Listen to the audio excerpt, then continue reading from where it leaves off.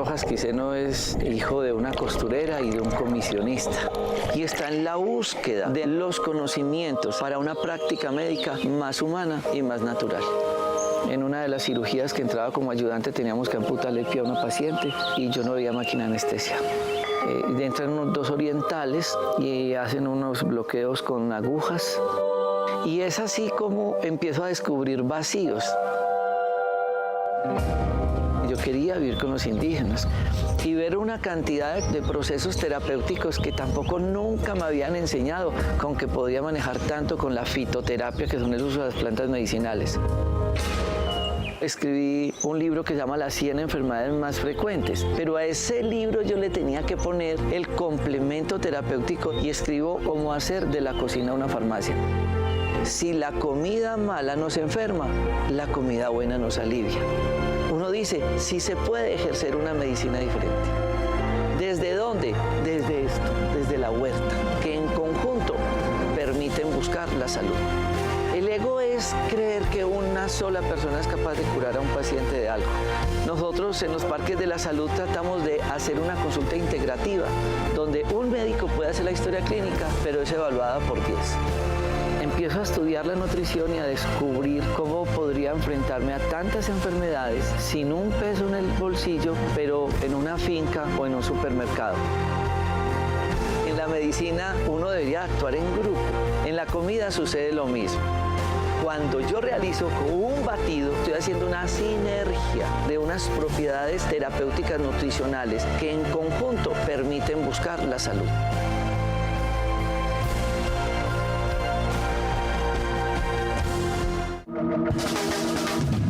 Discovery Home and Health presenta Tu cocina, tu medicina.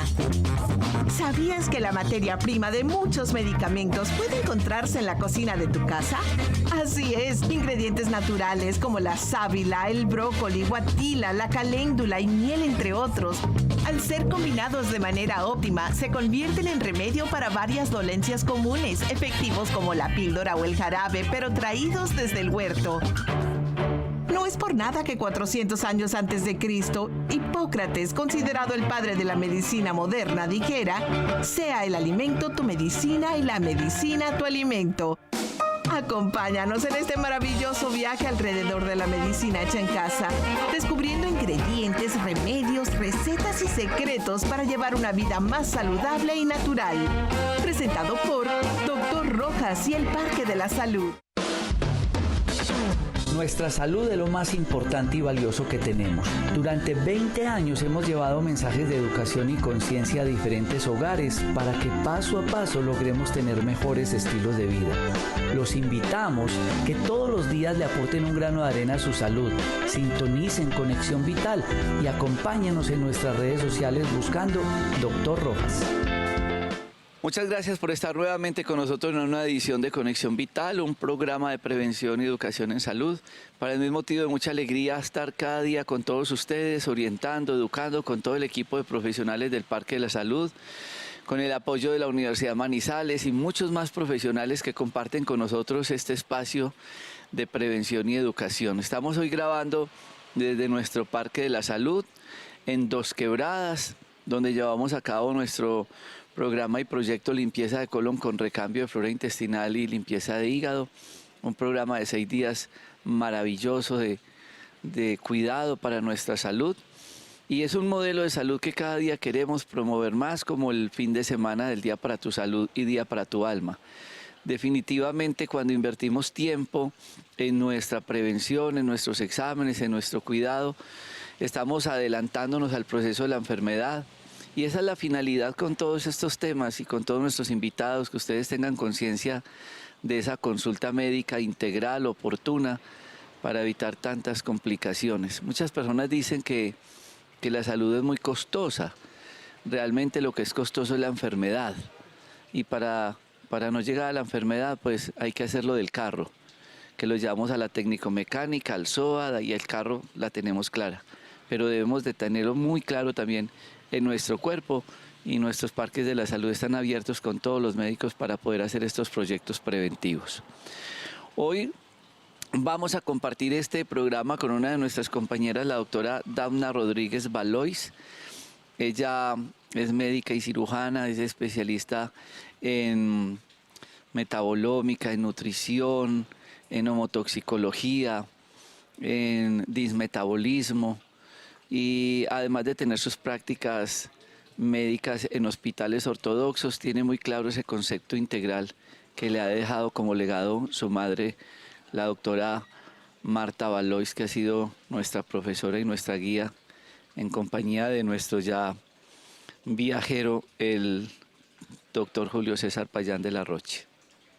Doctora Dafna, muchas gracias por estar con nosotros, bienvenida. Y yo quiero lograr pues esta visita suya hoy con este programa para hablar de un tema que cada día es más frecuente, más silencioso, menos diagnosticado, más confundido, y es la patología de tiroides. Bienvenida.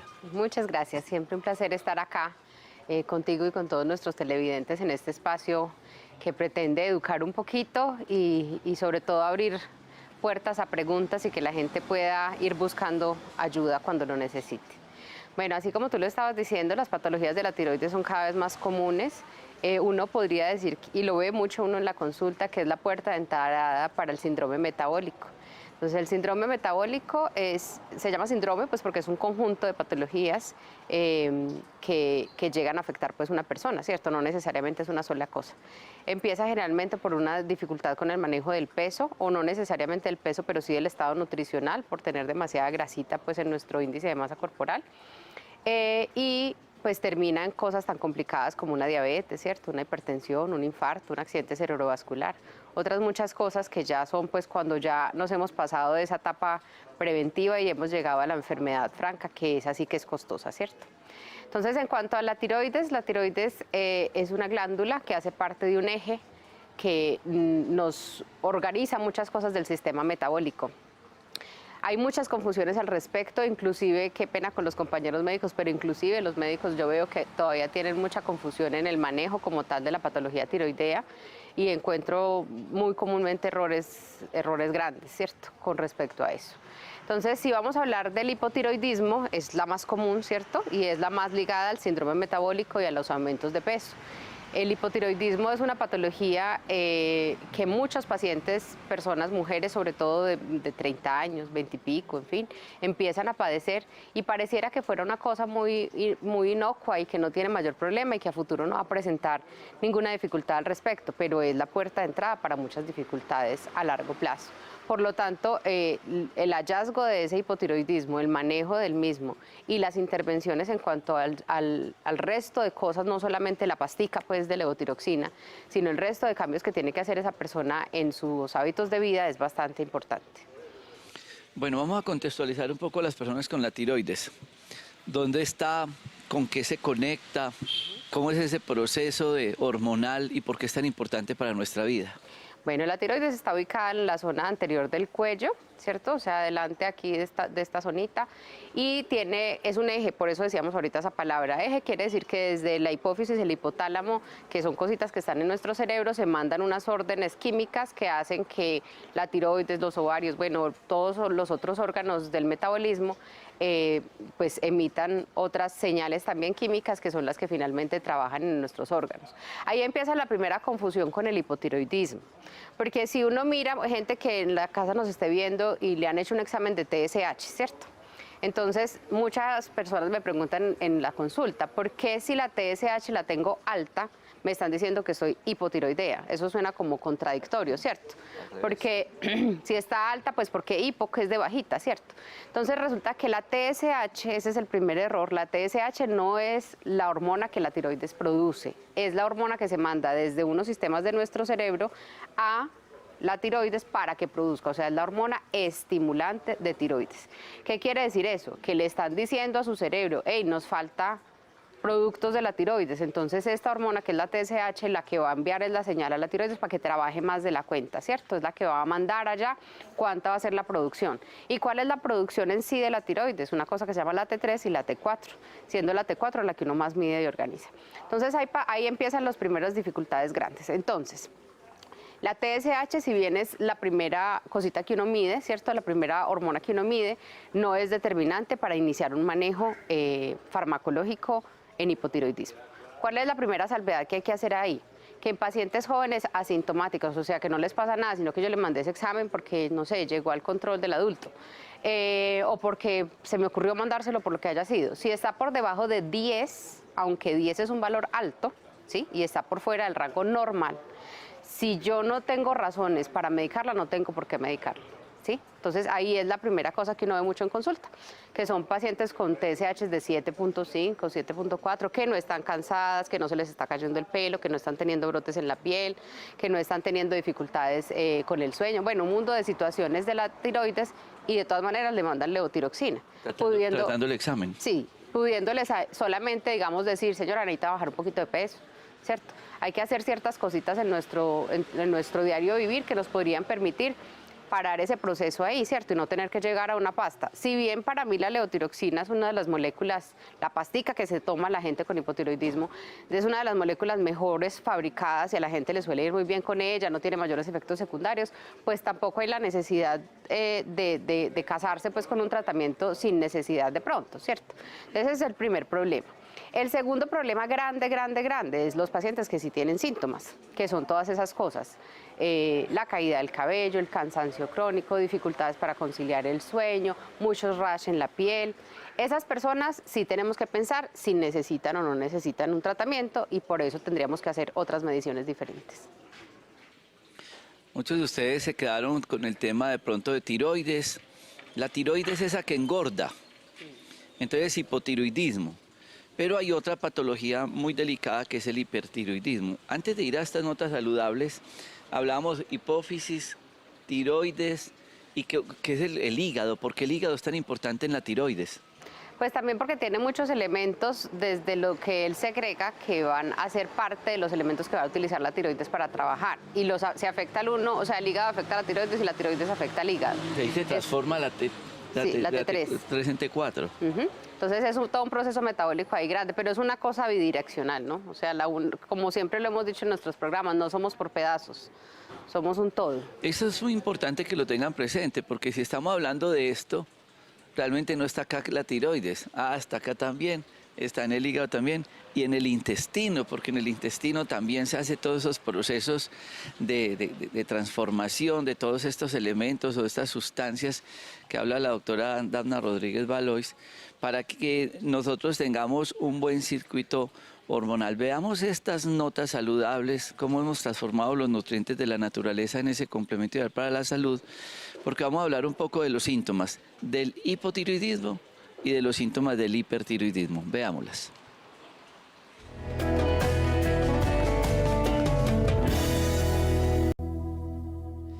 Una de las cosas que ustedes deben de empezar a conocer para que se familiaricen con su cuerpo es cómo nos habla cada uno de nuestros sistemas y órganos. Lo que muchos creemos que son enfermedades pueden ser simplemente unos síntomas, unos llamados de atención para que busquemos ayuda, exámenes de laboratorio, imágenes diagnósticos y demás. ¿Cuáles pueden ser esas características clínicas, doctora Dafna, del hipotiroidismo?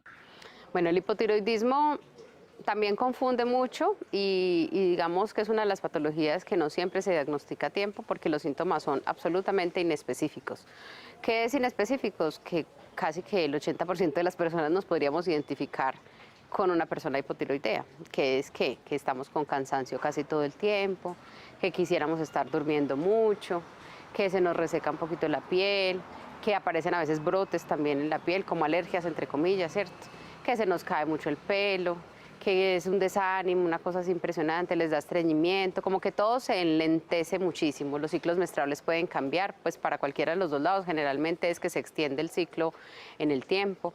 Pero mire que son síntomas muy específicos. Cualquier persona que tenga, digamos, una actividad laboral demasiado extenuante en este mundo pues, de la modernidad tan llenos de estrés, podría decir eso. Podría decir que vive cansado, que se le cae el pelo, que quisiera dormir todo el tiempo, que tiene dificultades con la comida y entonces le da estreñimiento. Entonces, como son síntomas tan inespecíficos, también se pasa mucho por alto y muchos pacientes no consultan por este tipo de síntomas y pues cuando va uno a ver, digamos que ya se ha salido un poquito de control. Hay una cosa importante, es la relación con el peso, con lo que estabas diciendo ahorita, que la gente siempre dice es la que engorda o la que enflaquece. Pues si bien es una cosa que es, digamos, estadísticamente hablando más común que los hipotiroideos se aumenten de peso, tampoco es una regla determinante. Hay muchos hipotiroideos con un peso normal. Y segundo, la persona que está con un peso alto y es hipotiroidea, digamos que va a tener un poquito más de dificultad para bajar de peso, pero no quiere decir eso que tenga que ser gorda. Porque esa es una cosa que en la consulta es muy común. No, es que yo no bajo de peso, doctora, si yo haga lo que sea y coma bien y me juicio y todo, porque es que yo tengo hipotiroidismo. No es cierto. Y es una mentirita que nos metemos nosotros mismos pues ahí como una excusa que tenemos para no de pronto exagerarnos como a veces toca con las dietas y con los cambios exagerados en la alimentación, que a veces tienen que ser así, exageraditos y de pronto un poquito difíciles al principio para acostumbrarnos, pero que realmente sí se puede, así sea hipotiroidismo. ¿Cuál es la relación de la tiroides con la parte hormonal de la sexualidad, del periodo menstrual, del líbido, toda esa relación ginecológica y prostática? Generalmente el hipotiroidismo lo que hace es apagar en todos los sentidos, ¿cierto? Entonces las mujeres pueden tener muchas dificultades, primero con la aparición de la libido y segundo con un acto sexual satisfactorio, entre otras cosas porque la lubricación cambia completamente y digamos que va apareciendo uno como si estuviera en una etapa posmenopáusica. Con todos esos síntomas se altera el periodo menstrual, disminuye la lubricación, disminuye la libido sexual como tal y disminuye la energía para uno poder llegar hasta ese punto también. Entonces muchas pacientes pues terminan siempre como con pereza a toda hora de hacer pues como las cosas en general todo. Y con los hombres también hay unas dificultades grandes con respecto al hipotiroidismo, con unas disfunciones eréctiles más que otra cosa. Realmente no hay como, yo no le he visto en la clínica descrito tanto dificultades con eyaculación precoz o ese tipo de cosas, sino con disfunción eréctil como tal. Grabé un live que las transmisiones se hago los sábados a las 6 de la tarde en Facebook y en Instagram buscando Doctor Rojas con la doctora María Camila Ramírez sobre el síndrome de fatiga crónica. Y hablábamos de la suprarrenal. La suprarrenal está encima de los riñones. ¿Hay alguna relación? ¿Qué es ese tema de la suprarrenal y la tiroides? ¿Puede afectar una a la otra? Sí, lo mismo que hablábamos ahorita, de que es un eje que tiene un mundo de elementos, pues desde la hipófisis, el hipotálamo, el hígado, la tiroides, las paratiroides, las suprarrenales, ¿cierto? Los ovarios, los testículos, eso tiene toda una conexión de todos los elementos metabólicos y todos se afectan entre sí, ¿cierto? O sea, por ejemplo, con los trastornos de la sexualidad masculina, ¿cuál es una de las primeras cosas que yo le mando a mis pacientes siempre? Un perfil lipídico y uno dijera, pero ¿qué tiene que ver una cosa con la otra? ¿Cierto? Entonces resulta que las hormonas sexuales nuestras, ambas, pues de hombres y mujeres, son liposolubles, o sea, son a bases de grasas. No es lo mismo que yo saque mis hormonitas de un aguacate, ¿cierto? Que de un pedazo de carne pues bien grasiento. No es lo mismo, la funcionalidad no es la misma, la biodisponibilidad no es la misma y así funciona todo. Todas las hormonas que nosotros tenemos tienen una conexión pues desde arriba hasta abajo. ¿Qué es dismetabolismo? ¿Qué es dislipidemia? ¿Qué es eso de las grasas? Bueno, el dismetabolismo es una alteración en la función del metabolismo, valga la redundancia. Y el metabolismo es lo que nos permite muchas cosas. Primero, recibir nuestro alimento, transformarla de cierta manera que nos permita utilizarla nuestras células como energía y todo el proceso que está en la mitad de eso para la funcionalidad de cada órgano, ¿cierto? Entonces el metabolismo tiene que ver con la capacidad energética de cada célula en nuestro cuerpo, tiene que ver con la capacidad de producir cada sitio lo que tiene que producir, ¿cierto? Entonces tiene que ver con que mi ojo pueda producir, digamos, la lubricación que necesita, con que mis glándulas salivales pueda producir lo que necesita, con que, digamos, mi corazón produzca todos los elementos que tiene que producir, tanto eléctrica como mecánicamente, ¿cierto? Con que mis pulmones produzcan todas las sustancias que necesitan ahí para poder hacer el intercambio gaseoso. Con cada uno de los detalles de nuestro cuerpo, el metabolismo tiene que ver porque es el que le da la capacidad de energía a la célula para que trabaje como la fabriquita que es, ¿cierto? El dismetabolismo es la alteración de ese proceso y es una disminución por A, B o C de esa capacidad de producción de energía de las células y nos permite, y la que se dificulta pues a largo plazo, y la que produce la mayoría de las patologías en general, ¿cierto? La dislipidemia, por ejemplo, ¿qué es? Una alteración en la producción de las grasas y en la distribución de las grasas, porque no todas las grasas son malas tampoco. Ajá, colesterol y triglicéridos, ¿no? Y entonces la tiroides puede llegar a un momento en que cuando tenemos, por ejemplo, alterada la tiroides, en el caso del hipotiroidismo, colesterol y triglicéridos se alteren. Generalmente se elevan y se elevan bastante, ¿cierto? De todas maneras tiene esto también una relación pues, evidente con la dieta, pero el hipotiroidismo también puede producir una dificultad para metabolizar las grasas, ¿cierto? Y hay una mayor absorción de los carbohidratos y de las grasas, por eso la tendencia, digamos, a engordarse. Y hay una dificultad también para gastarlas una vez las tengo adentro, ¿cierto? Como todo el metabolismo es como el lentecido, como suave, como así, entonces también no gasto, porque no hago la misma actividad, no soy capaz de tener la misma energía para gastar lo que ya tengo adentro. Cuando le llega un paciente con colesterol y triglicérido alto, usted siempre entonces le manda medición de tiroides. Sí, lo primero que uno manda por lo menos una TSH. Si esa TSH sale alterada, pues ahí pide una T4 libre, pero mínimamente una TSH, que es esa hormona estimulante de la tiroides, y esa nos permite de manera indirecta mirar cómo está en la producción real de la tiroides. Y puede ser este uno de los síntomas aislados, puede que no se le caiga el pelo, que no tenga las otras cosas, pero simplemente es que se le altera el perfil lipídico, colesterol, triglicéridos y demás. Es una de las primeras manifestaciones de todos los síndromes metabólicos, por eso lo decíamos en el primer corte. Generalmente en el paciente joven lo primero que aparece es una alteración tiroidea que puede ir de la mano de eso de los lípidos y demás, pero sin nada más, ¿cierto? Sin tener infarto, sin tener enfermedad cardíaca, sin tener accidente cerebrovascular, y pues la idea es que no lleguemos hasta allá. ¿Y sabe qué dijo? Las personas jóvenes. Porque es que todo el mundo cree que es que las enfermedades son de los viejitos. No, tranquilos que nosotros desde los 8, 10, 15 y 20 años estamos encontrando y detectando unas enfermedades gravísimas. Por eso, esto aplica a todos ustedes, a sus hijos, por favor. Si ustedes tienen problemas de tiroides, empiecen a hacer exámenes a sus hijos. Como lo dijimos, es preventivo, es poder detectar una enfermedad a tiempo. Vamos a ver estas notas saludables y estaremos hablando también de hipertiroidismo.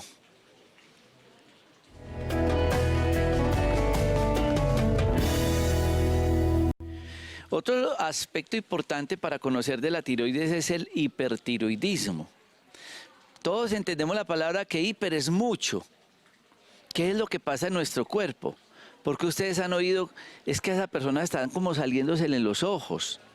O tiene algunas manifestaciones clínicas que la doctora Dafna Rodríguez Baloy nos va a contar. Quiero contarles que la doctora Dafna es la persona que nos apoya en la consulta en Bogotá, en Medellín y en nuestro Parque de la Salud en Dos Quebradas. Es una del equipo nuestro de las doctoras viajeras y los acompaña siempre en ese programa nuestro, Doctor Rojas, cerca a tu casa. ¿Qué es ese tema del hipertiroidismo? Bueno, el hipertiroidismo es todo lo contrario a lo que hablamos ahorita, ¿cierto? Es una alteración de la producción de las hormonas de la tiroides, la T4, por diferentes causas. Esta sí poco tiene que ver con los trastornos metabólicos provocados por la alimentación, ese tipo de cosas. Es un poco más complejo el proceso, digamos, de esa enfermedad.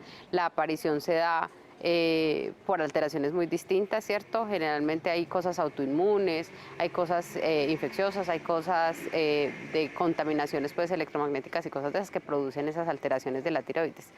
Y las manifestaciones son todo lo contrario a lo que hablábamos ahorita. La gente se enflaquece, suele perder mucho peso, ¿cierto? Lo que estabas diciendo ahorita de que les da una cosa que se llama exoftalmos, que es que se les sale un poquitico como el globo ocular.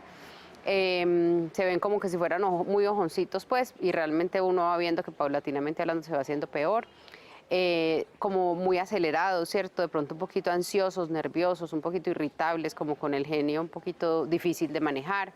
Tienen dificultades también para dormir. La piel también les cambia pues mucho, ¿cierto? También puede haber algo de resequedad en la piel. Parecido al hipotiroidismo, pues, pero con el resto de manifestaciones muy distintas. Las cosas principales del hipertiroidismo son las sensaciones cardiovasculares, que da taquicardia, como una cosa de aleteo pues, en el pecho, ¿cierto? Dificultad como sensación de, ¿cuál es la palabra? De suspiradera, le dice a uno la gente, ¿cierto? Que es como una respiración entrecortada un poquito y la pérdida de peso, ¿cierto? El hipertiroidismo sí requiere un manejo un poquito más estricto. ¿Por qué? Porque las manifestaciones cardiovasculares del hipertiroidismo sí pueden ser muy complejas de manejar. O sea, hay gente que se le sube tanto la frecuencia cardíaca que se termina infartando, por ejemplo. Hacen una cosa que se llama la tormenta tiroidea, que puede ser inclusive de necesidad de manejo intrahospitalario. Entonces, digamos que ese sí es otro tema muy distinto, las causas son muy diferentes, las manifestaciones son mucho más agresivas, la gente lo nota muy rápido y sí requiere unas intervenciones médicas, digamos, de mayor estructura. ¿Y los ojos por qué tienden como a salirse? Porque se aumenta una cosa de la grasa retrocular, ¿cierto? A eso ocurre un proceso metabólico por allá raro en el cual una grasita que uno tiene detrás del ojo se va aumentando de cantidad, entonces va empujando el globo ocular hacia adelante. Es solamente una cosa, pues como no es que el ojo se crezca, sino que queda más adelante de lo que usualmente debería estar y entonces se ve como que si hubiera crecido. Comportamientos emocionales pueden cambiar. Sí. Se vuelve ansiosa. Ansioso, llorón, agresivo, bravo, como acelerado. Como que no es capaz de aguantarse pues nada de un segundo, todo tiene que ser ya. Y esas pueden ser inclusive las primeras manifestaciones de esa alteración. Y la gente, lo mismo que hablamos ahorita, confundirla con las cosas de la vida diaria, de que es que estoy muy estresado, de que es que el trabajo me exige mucho, que es que los niños, que es que la casa, ¿cierto? Entonces pueden confundirse con otras muchas cosas de la vida moderna y no realmente una patología física como tal. ¿Y saben qué es lo más preocupante? Que muchos terminan en manos de psiquiatría y nadie les mandó un examen de tiroides. Ansiedad, llorón, irritable. Sí, e inclusive con eso, y por ejemplo me tocó hace poquito un caso que me pareció muy triste, que yo decía, pero ¿qué nos pasa pues como en la anamnesis y en la pregunta que hay que hacer como médico, ¿cierto? Fue una chica que por un accidente le sacaron la tiroides y las paratiroides, o sea, ella tuvo una cortada grandísima en el cuello y le tuvieron que quitar todo, la tiroides, las paratiroides, por lo tanto ella quedó en un hipotiroidismo iatrogénico, se llama eso, o sea, como la tuvieron que operar, entonces quedó sin poder producir sus hormonitas normal y sin poder absorber el calcio, que son las de las paratiroides que están ahí al ladito. Eso hace que ella tenga, por ejemplo, unas cosas que se llaman las tetanias, hace como que se tuerce, ¿cierto? Y una cosa muscular horrible. Calcio. Por falta de calcio. Y todo el resto de las manifestaciones del hipotiroidismo. Y ahí mismo, no, es que se está haciendo. No, es que ella tiene un problema psiquiátrico. No, es que mírela, ya está toda torcida, toda rara. Y va uno a ver y tenía el calcio pues en los dedos de los pies, una cosa que se maneja supremamente fácil, ¿cierto? Pues que es hacer una reposición.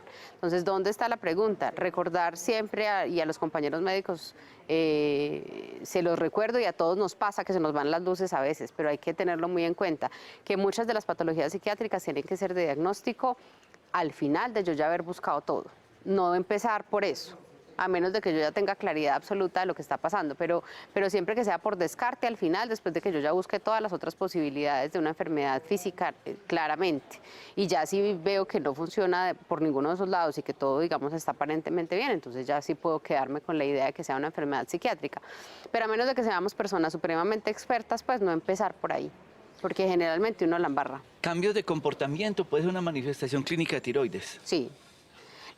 El hipotiroidismo se ha confundido miles de veces con trastornos depresivos, por ejemplo, porque la gente quiere estar acostada, durmiendo, no tiene energía para nada, no se quiere parar, no se quiere bañar, no se quiere organizar. Y si tú miras eso, todos esos criterios también se cumplen para depresión mayor, por ejemplo. Sí. ¿Sí? Y entonces estar uno muy claro en que yo tengo que estar con unos elementos ya estudiados y sabidos para poder hacer una declaración de que esta persona no es hipotiroidea y no depresiva, ¿cierto? Eso sí lo tienen muy claro la mayoría de los psiquiatras, eso sí ve uno pues que en sus historias ellos primero descartan todas las causas médicas pues como tal, metabólicas y demás, inclusive de lesiones cerebrales, de que no tengas un tumor cerebral que te esté cambiando el comportamiento, o sea, cosas muy grandes y ya una vez se descartan todas esas cosas, pues ahí sí hacer un diagnóstico claro, pero por eso el llamado a que si no somos personas lo suficientemente entrenadas pues como al respecto, siempre acordarnos de buscar todas las patologías que pudiesen explicar eso de una manera más básica y si no, pues ahí sí buscamos por otro lado de las patologías psiquiátricas, pero no empezar por ahí. Su práctica médica, además de ser en los parques de la salud, es en los hospitales y manejando intermedios y demás. ¿Incluye usted como examen de rutina los exámenes de tiroides? Sí, casi que todos los pacientes, por ejemplo, todos los que entren con alguna patología que tengan que ver con el síndrome metabólico, o sea, todos los pacientes que lleguen con infarto, con accidente cerebrovascular, con angina si no se hayan infartado del todo, se les hace un examen de TSH. Casi todos los pacientes que se van a operar por cualquier razón, se les hace un examen de TSH. ¿Y cuáles son esas estadísticas finales? Realmente es mucho. ¿Hay mucha? Pues yo no sabría decirte el número exacto, pues, pero sí, pues como en una estadística claramente diferenciada, pero sí lo veo uno muy comúnmente, que hace parte de los trastornos que encontramos ahí, el hipotiroidismo mal controlado, o la gran mayoría de pacientes ya llegan con un diagnóstico de hipotiroidismo, ¿cierto? Inclusive antes de infartarse, antes de todo eso, porque hace parte de las primeras manifestaciones del síndrome metabólico. Ustedes han escuchado el término itis, que es inflamación, gastritis, artritis, conjuntivitis, otitis y demás. Vamos a ver estas notas saludables porque vamos a interpretar esa itis de la tiroides, que es una tiroiditis. Ya hablamos de hipotiroidismo, hablamos de hipertiroidismo, ahora vamos a hablar de tiroiditis. ¿Es que se inflama? ¿Qué es esa otra patología? Porque todos nos quedamos, tengo tiroides de la que engorda o el hipotiroidismo, pero se nos olvida las múltiples patologías que pueden ocurrir en tiroides después de estas notas saludables.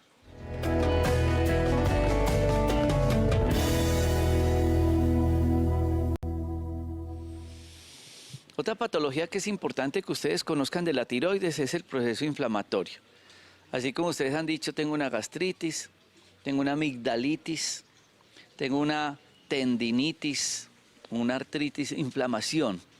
¿Qué es lo que pasa?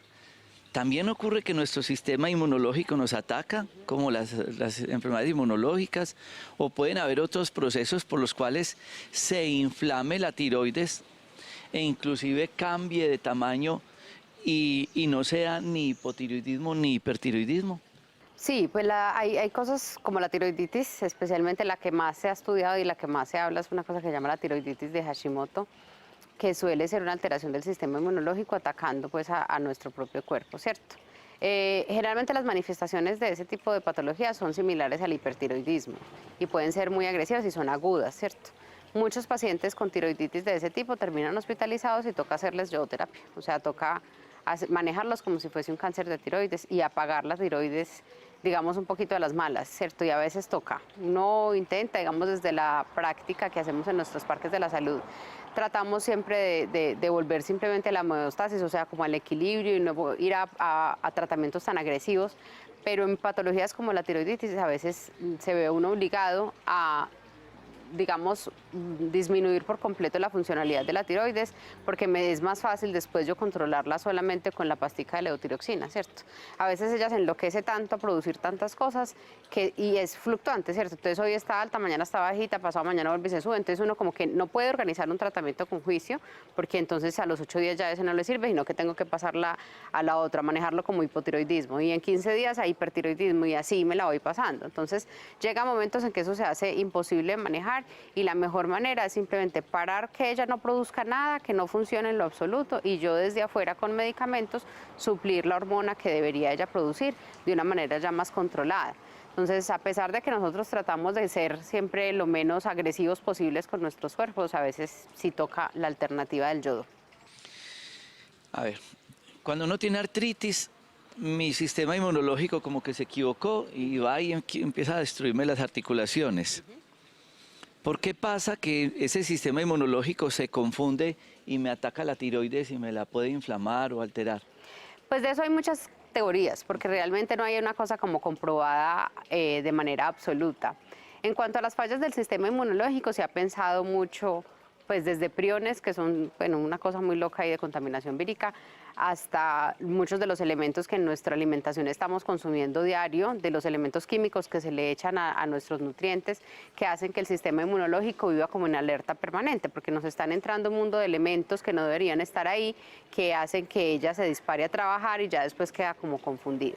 Realmente en cuanto al sistema inmunológico nunca ha quedado claro por qué empiezan esos procesos, no en todas las patologías, y por qué afecta a este sí, estos no. Las enfermedades, digamos, autoinmunes son de las cosas más complejas de manejar, porque además todas tienen manifestaciones muy grandes. Uno diría que una artritis, por ejemplo, es solamente las articulaciones. No, hay artritis que terminan con daños en la pleura del pulmón, con daños hepáticos, con daños en todas partes. Y uno pensaría que era solamente las articulaciones y va a haber uno, y no es cierto. Casi que todas las patologías autoinmunes tienen la capacidad de dañar todo el organismo. porque el sistema inmunológico empieza a atacar todo de manera diferente. Nunca se ha logrado encontrar como con claridad por qué empieza a pasar todo esto. Yo le apunto mucho a esas teorías que hablan de la contaminación externa, tanto por lo electromagnético, ¿cierto?, en lo que vimos ahora, por la alimentación, con todos los químicos que nos estamos comiendo en el agua, en la comida en sí. Y pues también uno ve que ha aumentado estadísticamente hablando mucho la enfermedad reumatológica, ¿cierto? A veces se habla en algunos estudios de que no es que haya aumentado la cantidad, sino que el diagnóstico ahora es mayor, y antes mucha gente se pasaba toda la vida con patologías autoinmunes, pero no sabía. Y de pronto ahorita pues que la tecnología ha avanzado y que la capacidad, digamos, de llegar hasta un médico de muchos pacientes que antes no tenían esa posibilidad, ahora sí pueden. Pero sí, nunca ha quedado como claridad ahí qué fue lo que cambió. Doctora Dafna, bueno, y ustedes televidentes, ¿recuerdan una época en que uno veía que las personas tenían una bola aquí en el cuello, que llamaba el coto? Pues eso ha disminuido, ¿no? Mucho. Sí. Pero la gente tenía el famoso coto o bocio, esas patologías del cuello, de esas masas. ¿En qué consiste? ¿Qué es lo que pasa ahí con la tiroides? Bueno, ahí esa alteración se produce por una disminución en un elemento que se le empezó a echar a la sal, ¿cierto? Que es el yodo. Entonces, la sal era sin yodo. Era sin yodo. No, y de hecho la sal no trae yodo. Lo que se intentó fue que un elemento que se utilizara como en todo el mundo tuviese yodo. ¿Sí? La tiroides necesita yodo. Necesita yodo para poderse controlar. Entonces se le adiciona yodo a la sal que utilizamos en nuestra cocina. Y ese simple detalle ha disminuido en gran cantidad la aparición del bocio, ¿cierto? Que es lo que la gente llamaba antes coto. Entonces ahorita todavía aparece, pero es primero muy raro y segundo nunca a esos tamaños. Y ya cuando llegan a tamaños pues grandes generalmente toca operarlos, ¿cierto? Pero realmente ha disminuido enormemente, nada más con la adición de yodo en la sal. Pero tener esa bola ahí no significa que esté hipotiroideo o hipertiroideo. No necesariamente. En algunos pacientes puede también tener una patología en la funcionalidad, pero a veces es solamente en el tamaño, ¿cierto? ¿Cuál es el otro? Pues la otra cosita complicada del coto, que el cuello es una zona muy pequeña con demasiadas estructuras alrededor.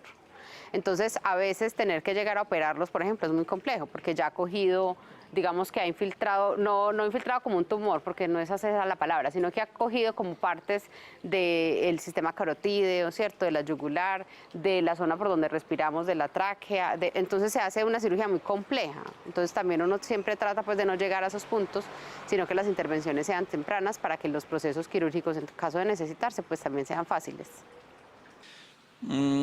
Se dice que nada es veneno y todo depende de la dosis, sí. ¿Cierto? Entonces digamos que una de las materias primas para que funcione bien la tiroides es tener un poquito de yodo. Es un poquito, sí. Hubo una época en que las mujeres empezaron a envolverse en el abdomen con un plástico negro, aminofilina y yodo. Sí.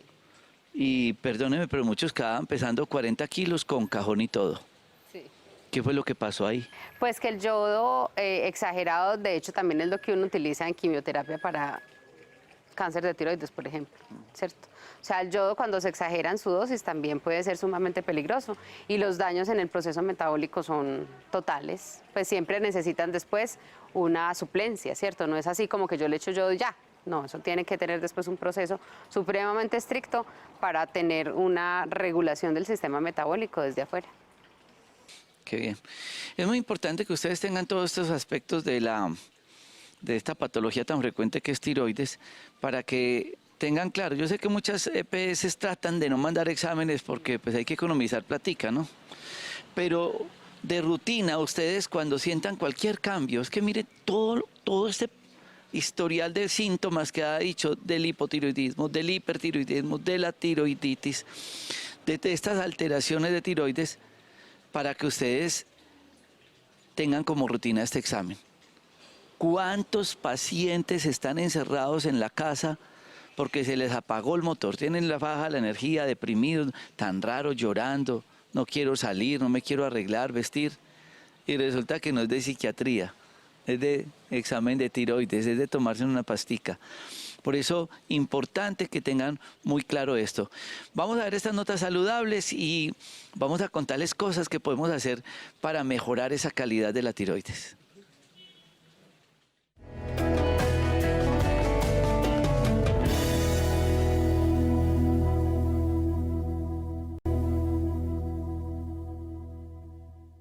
Muchos ya ustedes en sus casas de pronto que están padeciendo problemas de tiroides y otros que quisieran como hacer cosas para mejorar y prevenir, estarán pensando, bueno, ¿qué hago?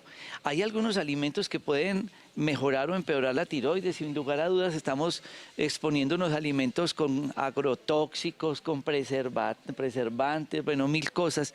¿Eso puede tener alguna injerencia con la tiroides?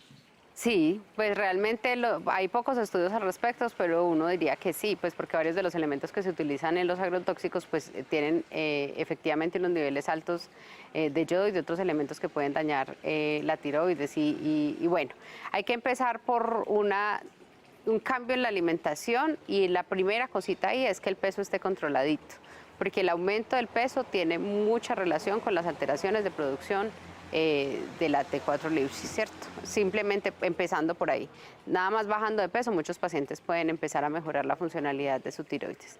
Con respecto a la alimentación, pues digamos que de acuerdo a cada patología uno podría decir que se debe o no se deben comer ciertos elementos, sobre todo con los verdes, por algunos elementos químicos que tienen ahí, ¿cierto? Las acelgas, el brócoli, en fin, están contraindicados en algunas patologías de tiroideas y están indicados en otras patologías tiroideas. Entonces ahí sí tocaría como tener una asesoría, pensaría yo, médica clara que te permita saber para dónde vas. Hay un componente que de pronto se ha hablado con el brócoli, pero desaparece cuando ustedes lo ponen al vapor 3 o 4 minutos. El calor lo cambia, lo altera y entonces ahí sí no tiene ninguna contraindicación con la tiroides.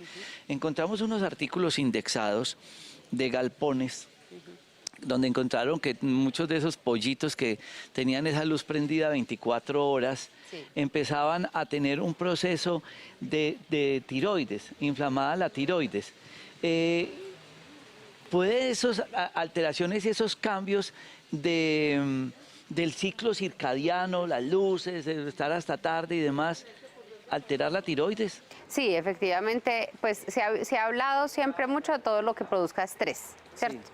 O sea, el cortisol y demás tiene una relación bastante importante con todos los procesos metabólicos y eso hace que la funcionalidad tiroidea cambie mucho. Los pollitos de los galpones, la idea además es que estén gordos, ¿no?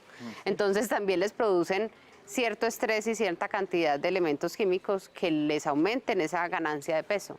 Y eso tiene que ver con el estrés, ¿sí?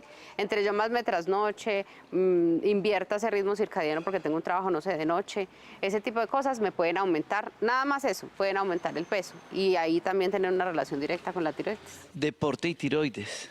No, pues maravilloso, siempre hay que utilizarlo para ambas cosas. El único elemento en el cual uno tiene que poner atención es en las personas que están en taquicardia sostenida por hipertiroidismo, porque cualquier cosa que me aumente más de lo que ya está aumentada la frecuencia cardíaca, pues puede ser peligroso, pero eso es de controlarlo también con medicación. Encima de la tiroides hay como unos granitos ahí de maíz que se llaman paratiroides, que usted ahorita hablaba de calcio pues deficiencia.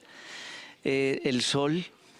El sol tiene también no, pues es que en general todo lo que, por eso hablamos del ritmo circadiano. El ritmo circadiano tiene que ver con eso, con el sol, ¿cierto? El ciclo de vigilia y de sueño, por la luz solar, por unos momentos especiales a las 8 de la mañana, a las 4 de la tarde, que cambian ciertos elementos de nuestro organismo con respecto al cortisol.